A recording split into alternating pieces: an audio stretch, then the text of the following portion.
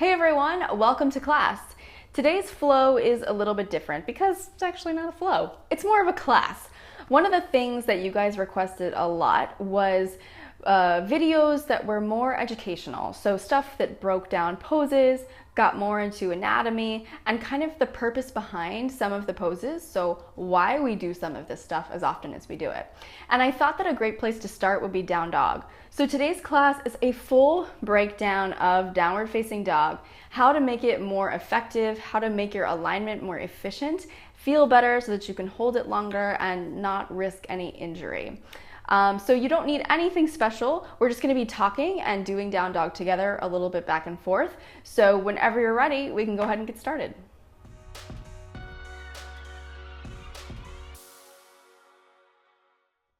Today's class is all about down dog, and in down dog, I think since it's a pose we do often in yoga, it's one of those things that we just kind of pop into it. We don't think about it anymore. Once we're past that brand new beginner stage, it just kind of becomes part of our movement.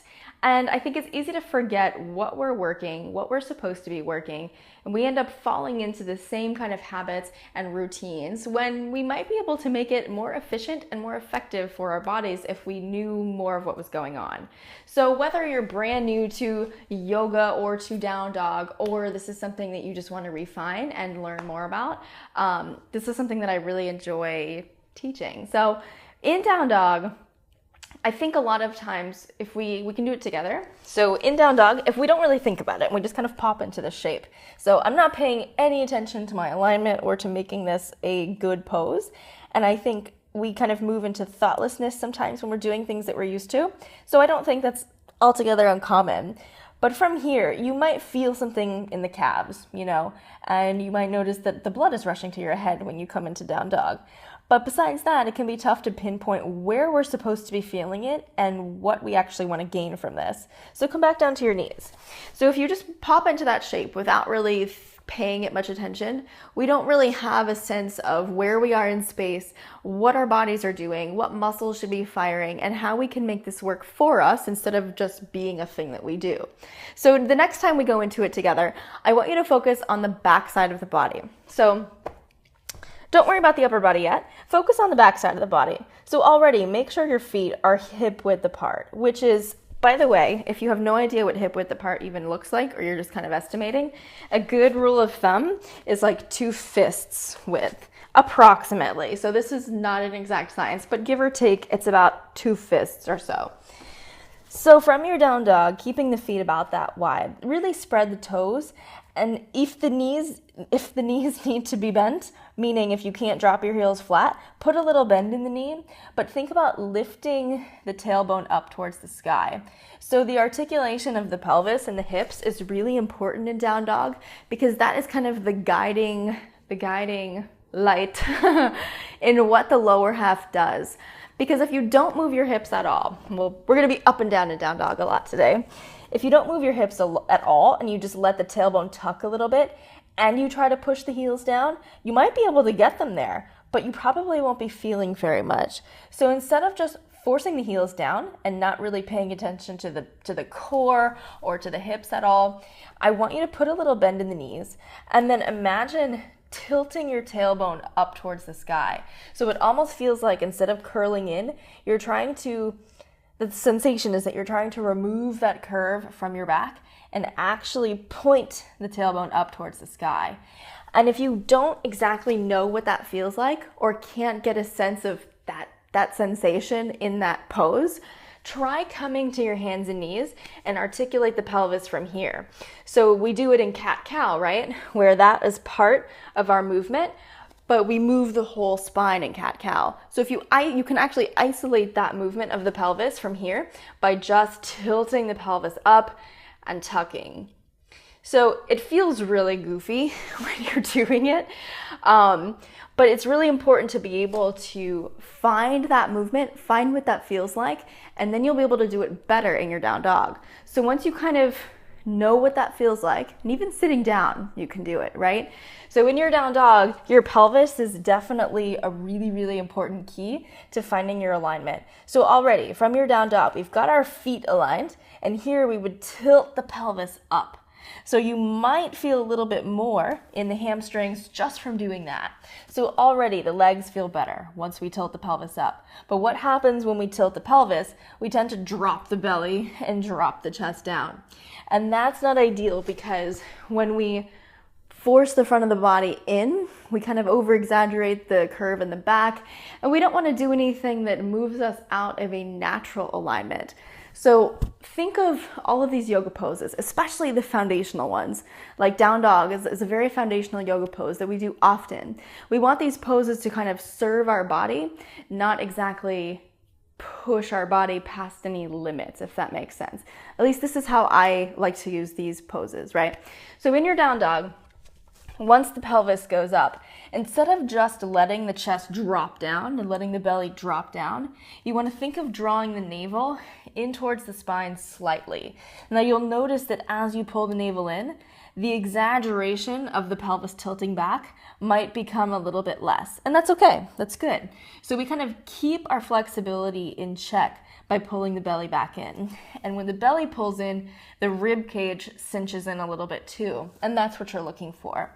So once the belly, the chest, and everything feels more neutral, but the pelvis is still tilted, we kind of come into the shoulders. And that's another element of down dog that can kind of get lost in the whole thing, especially as we're flowing and moving. So the shoulders can sometimes end up taking a huge brunt of the work when they are, yes, we want them to be working, but we want them to be working differently than just being load bearing. So for example, one thing that we see a lot in down dog is, okay, your legs are doing some work, sure, but the upper body kind of, instead of pushing back, we let the upper body kind of drop down and take a lot of the upper body's weight. So instead of dropping into your down dog through the hands and through the wrists, the tilting of the pelvis is going to help that. So once you tilt the pelvis, you'll notice that the whole body shifts backwards, and that's what you want. So in order to kind of help that along, you want to activate the shoulders. So imagine as you tilt the tailbone back, you really push the floor away with the hands. And as you push the floor away, the shoulder blades end up drawing down. So instead of being hunched here, you end up pushing into the floor and engaging the shoulder blades to draw them down. So the neck ends up being totally free, and you have the space, you have the natural range of motion in the neck that you want. So we'll do it together, and this time we're going to try to string it all together and make our down dog really effective and feel good, hopefully. And hopefully it feels different. That's what we're looking for. It's a little bit of a different thing, kind of refining it. So one more tip before we come into our full pose is the hands. So it's another kind of access point that you want to pay attention to. So when your hands are on the floor, try to make sure that the middle finger faces the top of your mat. So the middle finger is kind of parallel to each edge of your mat. That's kind of your guiding light from that angle. So if your hands tend to turn out or if they tend to turn in, just like your feet are your foundation for your hips, in this case, your hands are your foundation for your shoulders. So if they're turning in or they're turning out, that's gonna affect the rotation of the shoulders in your pose. And you just wanna make sure that you're giving them a square and solid place to be and to hold themselves. So middle fingers face the top of your mat. Hands are shoulder width apart, tucking the toes. Here we go. So feel free to bend the knees like we said, articulate the pelvis, lift the hips up, pull the belly in, rib cage in, the head is neutral, the neck is neutral, and instead of dumping into the upper body, push the floor away. Roll the shoulder blades away from the ears, down the back, and then drop your gaze. So again, if the knees are bent, it might look more like this. But when you articulate the hips, the pelvis, and you take some of the load out of the wrist and out of the neck, you'll find a lot more length in the spine and a lot more freedom in the neck. And chances are a lot more room to hold that pose for longer than you would have otherwise with maybe less ideal alignment. So there you have it, down dog. So there you have it. I really hope that was helpful. Now I know this was a little bit rough around the edges because I just wanted to try this out and kind of see what you guys thought. So definitely don't hesitate to let me know in the comments below what you liked, what you didn't like, if you'd like to see more things like this, and if there's anything that maybe I didn't include that you'd want me to include next time. I really want to know. I really enjoy teaching this kind of thing, so if you like it, I would love to bring you more stuff like it. So anyway, that takes care of today's class. For free classes every week, Q&As, and plenty of other stuff that I can only talk about in email, make sure you're all signed up, which you can do right here or down in the description below, and I'll see you guys right back here for class next time. I know that we already finished class, but I want you to take a second and go on a little mini journey with me. So close your eyes one more time. Now imagine that you're waking up in the morning just like you do on any other day, only this time you feel more balanced, stronger, and you can tell a real difference in your energy and how you carry yourself. You know that you're gonna work out and eat healthy today, but you actually get excited about and look forward to the workouts. You feel that way because now you're using motivators other than the scale, and because there's a whole community right there with you, cheering you on, discussing poses, and just being generally positive and motivational. You feel that way today because you feel like you're about to start the best day of your life. You're about to start over from the inside out with self-acceptance and self-love.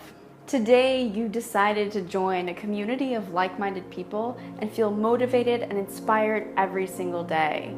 And for the first time, you're not making excuses of why I don't have time to work out, because after each workout, you feel amazing, happy, and energized. Now, open your eyes. If this sounds like the kind of day that you want to live and the kind of feeling you want to wake up with, then I highly encourage you to check out my new program, the Perfect Body Yoga Program. This is the first fitness program that doesn't just focus on a six-pack abs or getting a bikini body. This whole concept operates on the belief that the perfect body is simply the healthiest version of the body you already have. But don't just take my word for it. I actually created that entire visualization from comments from users just like you who've been experiencing firsthand the effortless change in lifestyle that this program has created for them. But anyway, I won't say anything more about it than that. I'll just leave you with this last comment that I think is my favorite from a PBYP member that I think you're gonna love. She said, "Every day, I cannot wait to do the next class. I can honestly say I have never made this kind of commitment ever. I want to do it. I can see me doing this program over and over again." That's kind of a drop the mic moment in my book. And I know that when the change happens from the inside, you know it's a lifelong shift. So do yourself a favor and check out more via the link below, and I will see you on the inside. Hey guys, be sure to click below to find out more about the Perfect Body Yoga Program. Now, if you want to see what other people just like you are saying about their experience with the program, go ahead and hit pause at any point on this screen to read the reviews a little bit more.